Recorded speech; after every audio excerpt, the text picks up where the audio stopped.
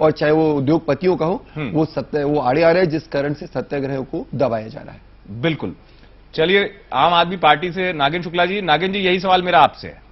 जी, मेरे विचार से सत्ता में बैठे लोगों के साथ में परेशानी ये है कि उन्हें ये लगता है कि सत्ता उन्हीं की अपनी है, और इस वजह से वो अपने सत्ता के मोह को किसी भी हालत में छोड़ना नहीं चाहते, और इस वजह से वो सत्य से दूर होते जाते हैं, और इन के इन प्रकार उनको जनता की आवाज को दबाना होता है। उसके लिए वो कई तरीके के काम करते हैं, वाटर कैनन, लाठीचार्ज वगैरह वगैरह, और सबसे बड़ा जो काम करते हैं वो ये कि जनता के बीच में फूट को डालना, ताकि जनता ही आपस में डिवाइड हो जाए, और वो आपस में ही लड़ने के बाद, जैसा कि अभी किसी ने कहा था कि दो पक्ष हैं, दो में से कौन सा सत्य है और कौन सा असत्य है, तो ये दूसरा पक्ष खड़ा करते हैं हमेशा। ये परेशानी है। उमाशंकर गुप्ता जी, उमाशंकर गुप्ता जी।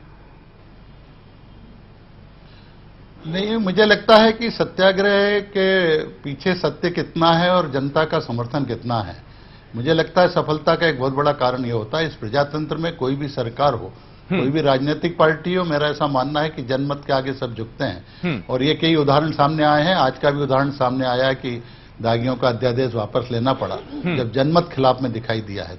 तो ऐसे आंदोलनों को जन आंदोलन बनाने की जरूरत है, जो गांधी ने किया था। पूरे देश उनके पीछे खड़ा हो गया था। और ऐसा मुझे लगता है कि ऐसे इश्यूज को लेकर जब सत्य की बात लेकर हम चलते हैं, जनता को साथ में जो भी संगठन खड़ा कर लेगा, साथ में हो जाएगा, वो सत्याग्रह आज भी सफल होगा, ऐसे मुझे विश्वास है।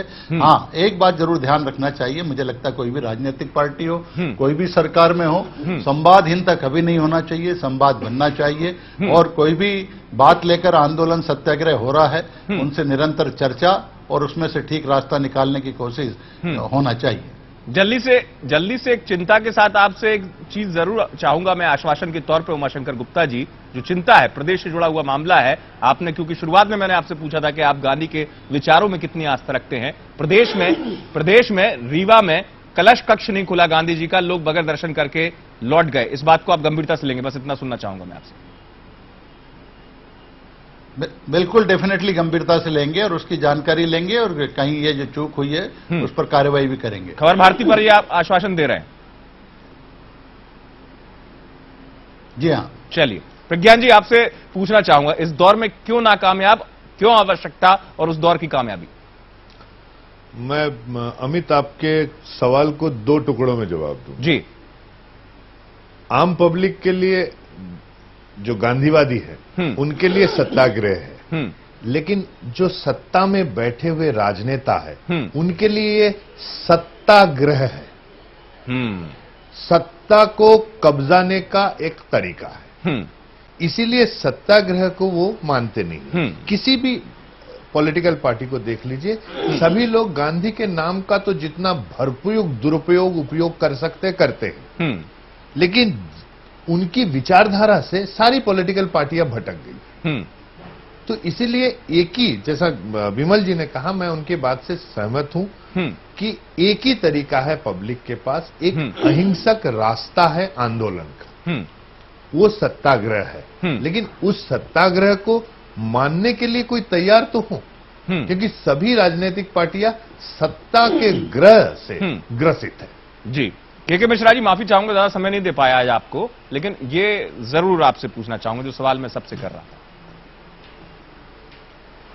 अमित जी, बहुत संक्षेप में सिर्फ इतना कहूंगा, मैं गृह मंत्री जी की बात से इत्तेफाक रखता हूं कि हमारे सत्याग्रह का उद्देश्य यदि पवित्र है तो हम सफल होंगे। मैं आजादी के 10 वर्षों बाद पैदा हुआ हूं। मैंने अपने राजनीतिक जीवन में पहला आंदोलन देखा था 70 के दशक में, जयप्रकाश नारायण जी के संपूर्ण क्रांति का दौर, जब मैं कॉलेज और यूनिवर्सिटी में पदाधिकारी था, डायरेक्ट चुनाव जीत कर आते थे।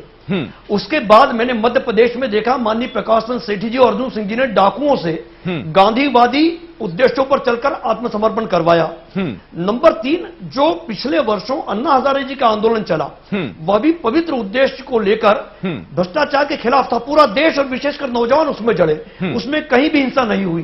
तो और आज उसका फायदा यह मिल रहा है, मुझे मालूम है कि मैं वो बोल रहा हूं जो लोगों को अच्छा नहीं लगेगा, मगर आज उसका फायदा देश को यह मिल रहा है कि भ्रष्टाचार को लेकर एक राजनीतिक बहस और राष्ट्रीय बहस देश में छिड़ चुड़ी गई, और आज चाहे वो अधिकारियों हो या नेताओं जेल के शिक्षों में जा रहे हैं। तो उद्देश्य की पवित्रता थी, तभी आज देश उन आंदोलन की सार्थकता को समझ रहा है। और मैं आज फिर